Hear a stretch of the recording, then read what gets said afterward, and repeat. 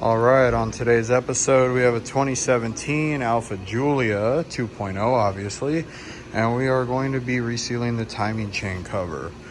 So let's get started. First thing we're going to do is remove the air box cleaner, as well as the engine cover itself. To remove the engine cover, you take off these caps, or pop them off, and there's a 10 millimeter in there, 10 millimeter in there.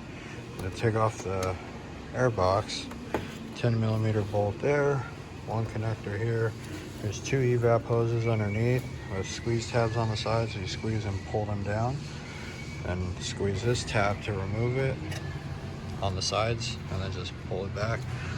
And then on here there's a clamp, 7 millimeter. Take that off. And another key thing I forgot to mention while removing this airbox cleaner assembly is you have to disconnect the sensor from here and then remove that 5 millimeter hex that's down in there.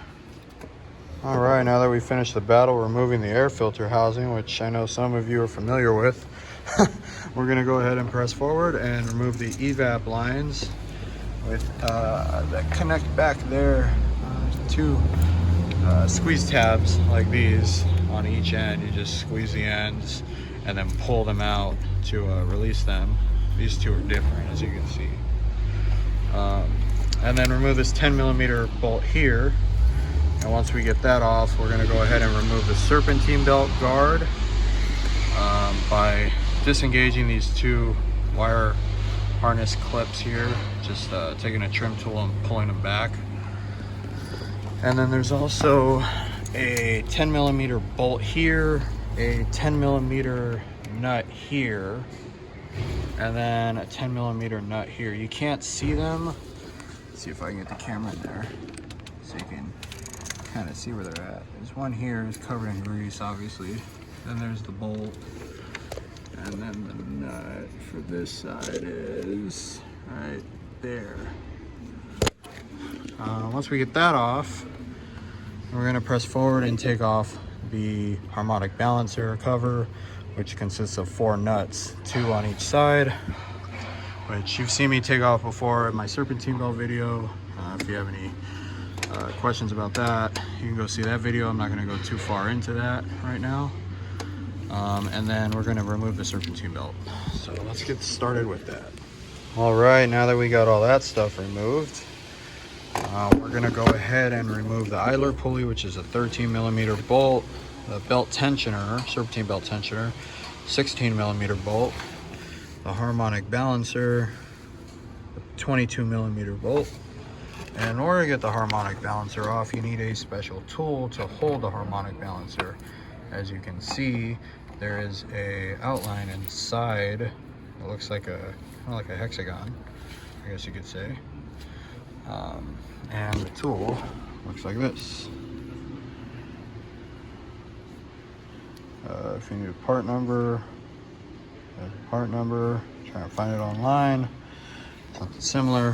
Basically what it does is it goes inside of here, and you stick your 1/2-inch breaker bar in there, and you stick your 22 through the center and you break it loose. It's very freaking tight. So if you're strong enough to do it by yourself like I am, because I'm used to it, cool. If not, get a helper to hold that breaker bar because it is tight. So let's remove that, and then we'll start removing the stuff on top. All right, so I got the tool kind of mocked up here so you guys can get an understanding of what I was talking about. So here's the breaker bar holding the tool, which is holding the crankshaft pulley or harmonic balancer.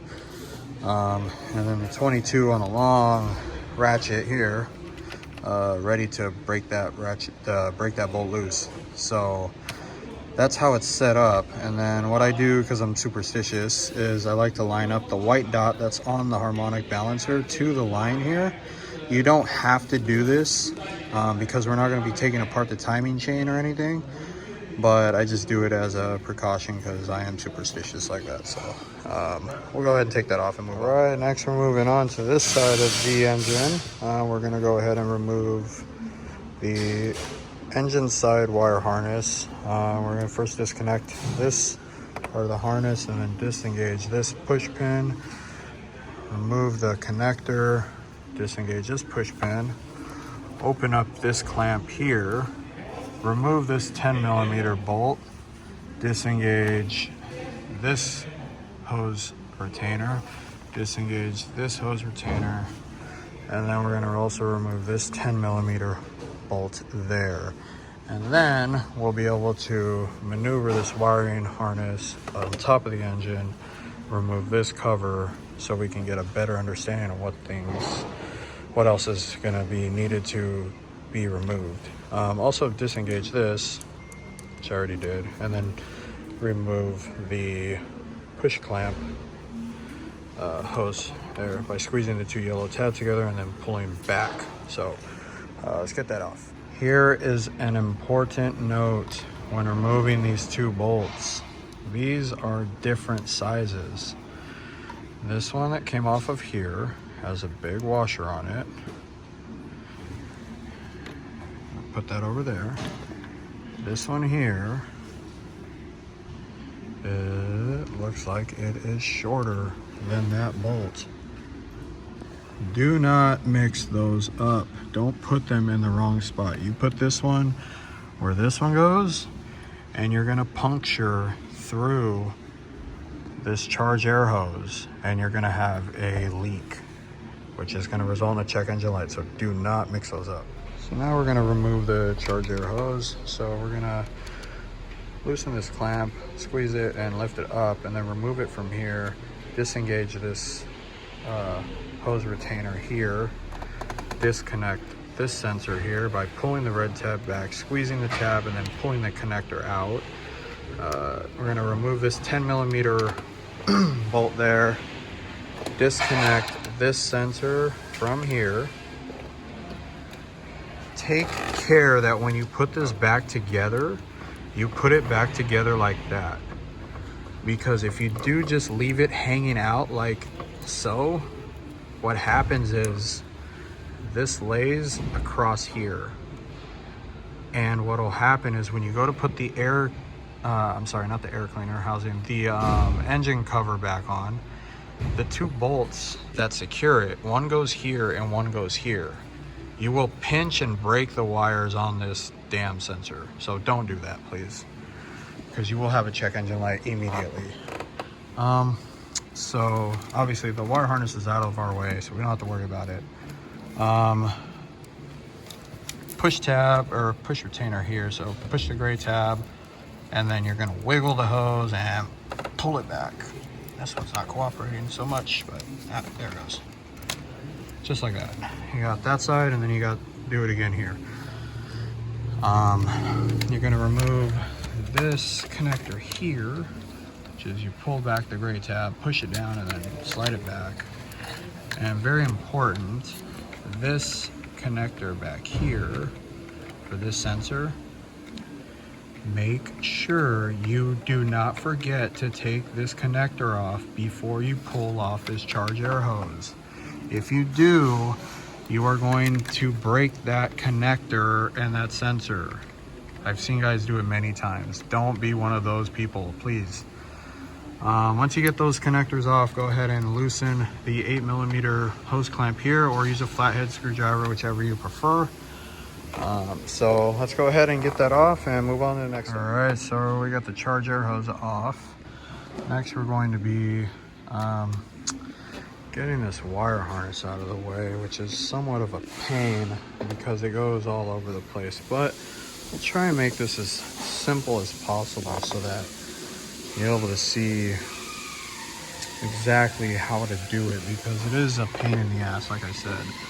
First, we have to disengage all of the connectors that are on the top of the engine. So we have one for the fuel pressure sensor here. We have 4 that go to each coil pack. And then after we get that off, we're able to get this cover off here, which hides the fuel rail and the fuel injectors. And then we have to also disconnect connector for the O2 sensor here.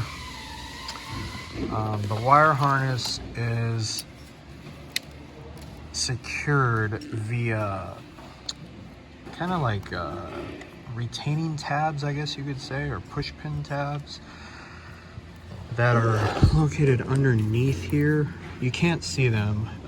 You'll know once you pull up. The only way you can do this is just, you gotta kind of pull up with some force like that. As you heard, it broke loose. I believe there's 3. I could be wrong, it might be 4, but I'll go ahead and remove those, or I should say I'll lift up the wire harness and get it loose so we can move it out of the way, and I'll show you what it looks like afterwards. And then I'll also remove all the connectors that we talked about up there. So let's get that taken care of now. Another important thing I should mention too, when you're getting ready to loosen and move this wire harness out of the way, if you notice this guy's in the way, take a 12 millimeter and 12 millimeter deep socket and just remove him out of the way, and then you'll have so much more play with this harness. I'll show you once we get that off, but I'm still working on taking all the connectors off. Got the coil packs and the connectors off those, so we're just moving forward. All right, so we have the connectors off. We have the wire harness out of the way. And the reason why, I should probably explain this to you, why we remove this wire harness out of the way is because the valve cover bolts are located directly underneath.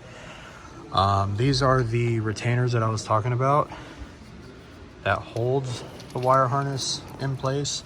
So we'll end up popping these out once the valve cover's out, and then put them back onto the wire harness so that we can re-secure it. When you go to remove these securing tabs, or I should say pins, you are going to get some that break. I will leave a photo or maybe a description, or I'll just probably make a little side video integrated into this video that shows the replacement zip tie connectors that we use to replace these when they do break. That way, you know, the wiring is all secured properly and it's not just dangling. So next we're gonna take off the wire harness on the front. We're not gonna go all the way down the side. We're just gonna go probably stop up to here. We just need to get this out of the way. So what we're gonna do is we're gonna disengage it from here. We're gonna disengage all of the fuel injector connectors, which are a pain in the ass, I'm letting you know now. And then once we get those wire connectors out and out of the way, we're going to remove the fuel rail. And I'll show you guys exactly how to do that. I'm gonna get some feedback probably on it because, you know, it's a high pressure system, you gotta bleed it off and blah blah blah, and I'll show you how I do it. I've been doing this for going on 5 years and I haven't had one pop off and blow up in my face or anything bad happen. So yeah, let's get it. Let's get on to the next step. All right, next step, here we are. We removed all the wiring to the fuel injectors. Moved the wire harness out of the way, removed the wire harness that's in the back, tucked it up in there. There's no wiring coming down the side here. We moved all this wiring out of the front, disengaged it from the valve cover. The reason why we did this is because we just need room. We needed just room, that's all, just to get this valve cover out. The next step we need to take before we take this valve cover out is we need to remove this fuel rail. Now, I might get some controversial comments about this, I'm not sure, but I am a level 3 master certified technician, so I'm going to show you how I do this. We take our 17 millimeter wrench and we crack open the fuel line. That's it. See the fuel coming out? That's all you got to do. I'm not telling you to break this thing loose and just start taking it off super quick. Just break it loose. You heard the pressure bleed off. It went, "Aah." There's no more pressure in this line at all. Take it all the way off now. Now what I like to do is, because to get this fuel rail off, it has to be separated from this line obviously. So what I'll do is take my wrench, push back on the line so it's disengaged from here. That's it. This line gets replaced. It's one-time use. That fuel line is now disconnected. There is no high pressure fuel blowing up in my face, blowing off fingers and whatever you may have heard.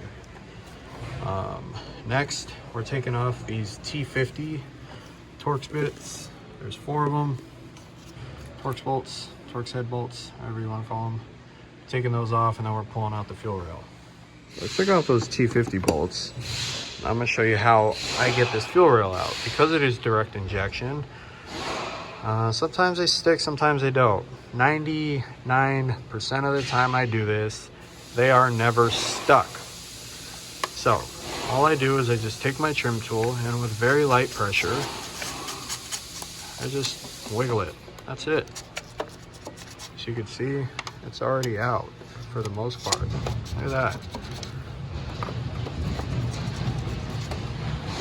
Could be that the car only has 56,000 miles. I don't know, but I never have an issue pulling this out, and I didn't take this out before I made this video, so as you can see, it's not that difficult.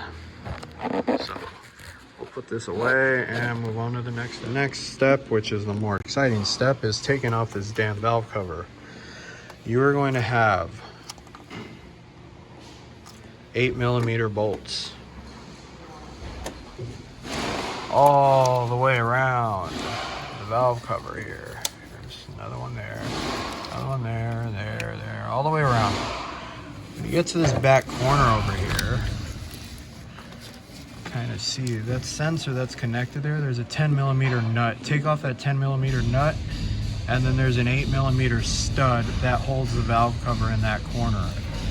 Along the back side, there's another 8mm bolt. It's about right here somewhere. And then there's another one on the corner, and then you continue down that side. You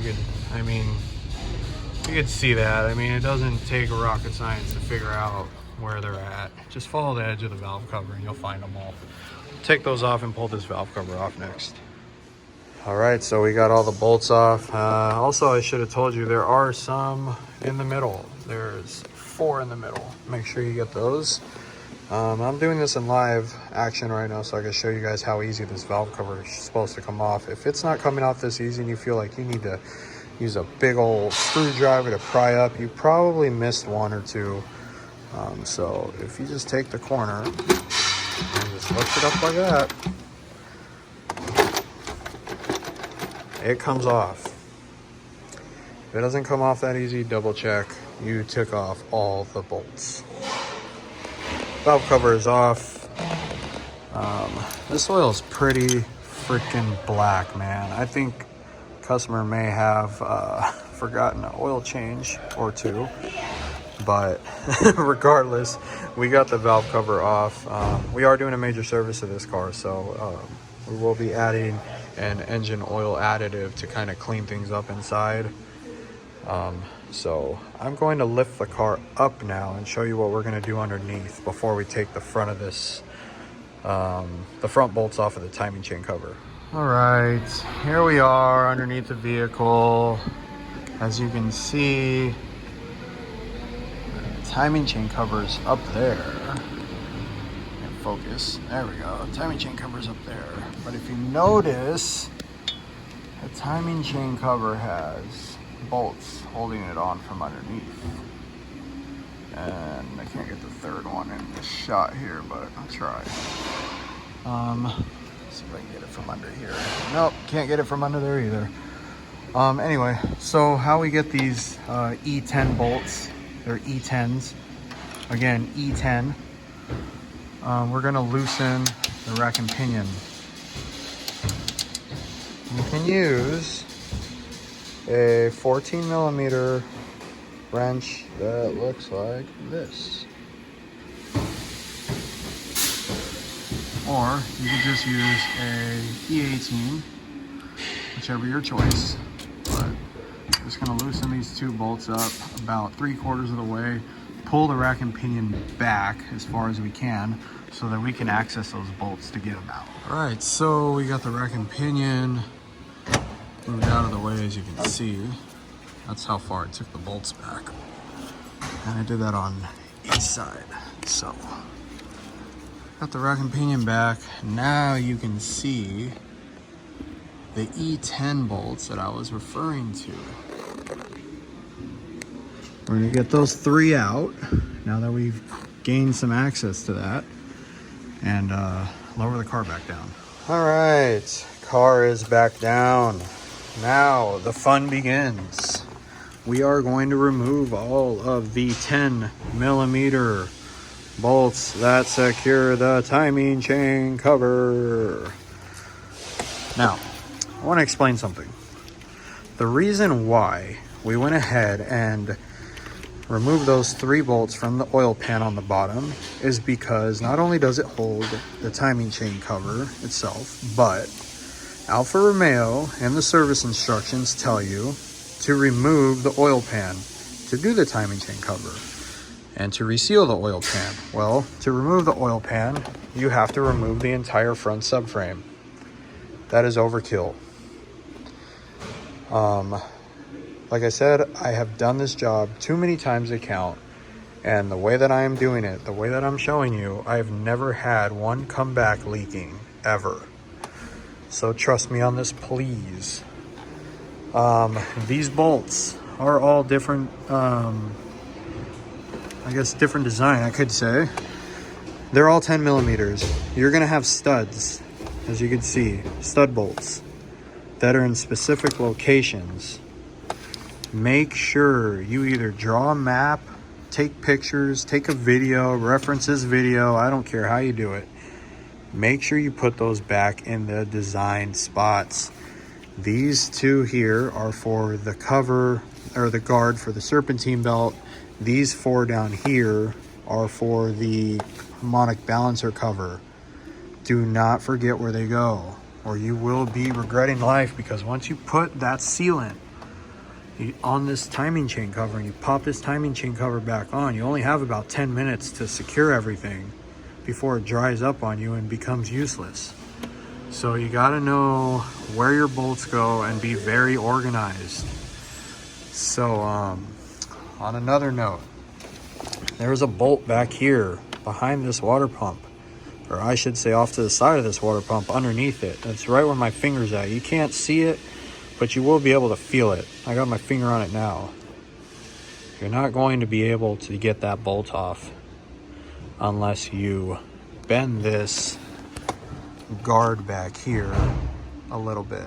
Take a pry bar, wedge it in between here, and just gently pry it back until you get enough space to where you can get a swivel socket in there. I usually use a 1/4 inch swivel socket, chrome, 10mm, so you can get it in there, take that bolt out. Once you get that bolt out, you're golden.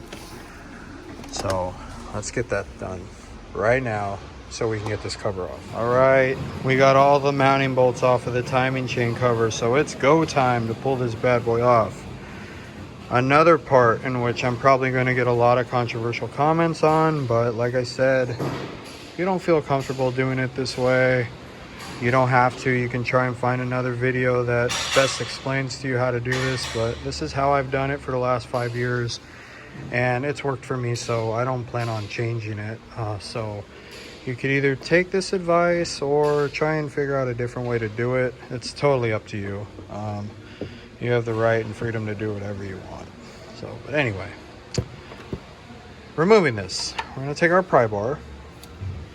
We're going to wedge it right here, not going down too far. We're just going to wedge it right here. And we are going to pull back slightly. Okay? See how that's coming apart on this side?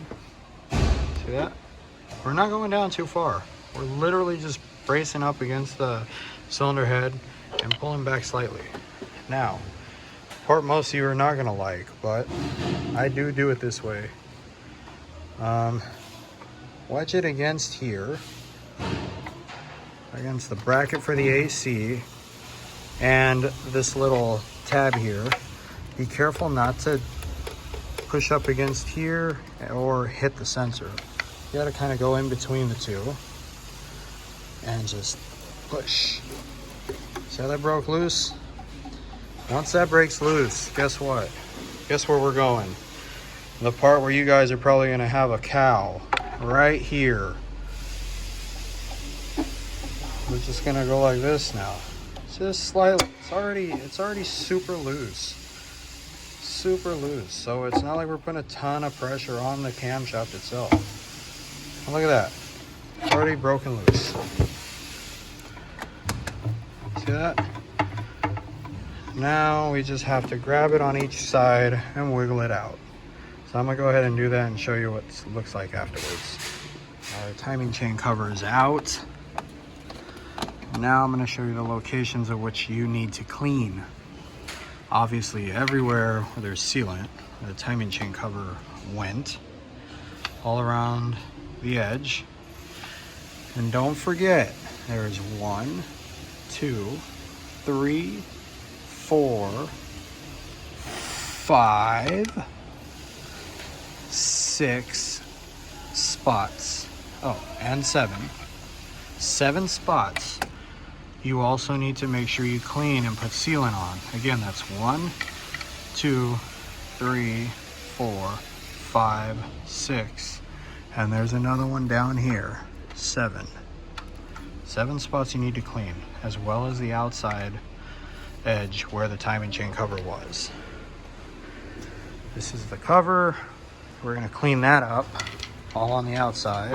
We're gonna clean up all of this, and then again, you can see these 7 spots where the timing chain cover seals up at on the engine. 1, 2, 3, 4, 5, 6, 7. Clean all that off, and then as well as the bottom of the timing chain cover where it mounts up to the oil pan, which on the engine, this is why I don't pull the oil pan, the subframe, because it's such a pain. You can literally just clean this off, make sure you get it really good, and then when we go to put sealant inside, or I should say on the oil pan, we're gonna cake it on here real thick in this corner and in this corner. And then when we lay the sealant on, we're gonna come around this. We always go on the inside of the bolt hole, and then we're gonna come more forward on here, on the front of towards the front of the oil pan, and then go back behind the bolt hole, towards the front, back behind the bolt hole, towards the front, and connect. And the reason why we're going more towards the front is because when we put the timing chain cover on and we slide it back, it's gonna slide that sealant across the whole area of the oil pan, so it's not gonna have a leak. It's very simple.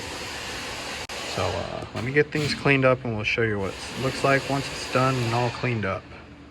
So this is what it looks like all cleaned up. As you can see, we got all the sealant off of all the spots. You can tell there's a bunch of gunk everywhere from the sealant. So we're gonna go ahead and clean that off with a bunch of degreaser and parts wash. Get it all nice and clean. Yes, that is all going to go into the oil pan, but I have a special trick for getting all that out of the oil pan. So I'll go ahead and take care of that. And then as well as this. This is all nice and clean. You just gotta degrease it, clean it all up, and I'll show you the end result. All right, so we went ahead and cleaned off the front of the cylinder head and engine block and oil pan front piece. Everything is now cleaned and ready to be reassembled. So if we look at the timing chain cover, this is all nice and cleaned. The bottom here is cleaned. The face is clean. So we're ready to put this thing back together. So let's get some sealant on here and I'll show you how we do that. All right, so we went ahead and applied the sealant to the timing chain cover. Make sure you put a nice steady bead that's not too thick. So you can see the bead is not super heavy on this. But you do want to make sure you do a good, decent, consistent bead so that it gets on there really, really well. So we're gonna get ready to put this into the vehicle. I just got to put the sealant I was telling you about down there on the front of the oil pan, and then once I do that, I'll show you what it looks like. All right, so there's the bead I was telling you about and how to do it. Nice and thick in the corners. And then we go on the inside of the bolt holes there and always towards the front. So I'm gonna go ahead and pop this timing chain cover on because I only have a few more minutes left before it starts to get too tacky to where it won't stick. So show you what it looks like once I'm done with it. So we got the timing chain cover back on, as well as the idler pulley. You want to make sure that you put the idler pulley on once you put all the other bolts on as well, including the ones on the bottom that secure the oil pan to the timing chain cover underneath. You're going to tighten all these bolts, all the 10 millimeters, including the 3 that are on the oil pan underneath, to 80 inch-pounds. What I usually do is I tighten them 80 inch-pounds and I go in a crisscross fashion. So I'll go from one side to the other, and then go up, down, down, up, you know, typical way that you're told with anything that's important like this. So next what we're gonna do is we're gonna go ahead and put the serpentine belt tensioner on, the harmonic balancer at the bottom, the serpentine belt guard, and the harmonic balancer cover, as well as the serpentine belt. All right, so we got our serpentine belt guard on, serpentine belt tensioner here. There's no torque spec for this, so you're just gonna have to tighten this down to good and tight. Don't over torque it though. I mean, you should know, judging by the turns of the ratchet and how it feels, good and tight is. Don't overdo it. We put the harmonic balancer cover on, the harmonic balancer itself. The harmonic balancer is, the bolt is supposed to be torqued to 37 foot-pounds plus 68 degrees. So make sure you do that to specification. And when you do torque that down, make sure that you replace that bolt. It is a one-time use bolt, so don't try to reuse the old one. We're going to go ahead and reinstall the valve cover now, but before we do, we're going to scrape off this old silicone on the multi-air assembly here, as well as here, back here if you can see. And we're going to clean all this little area up where the gasket goes around the engine.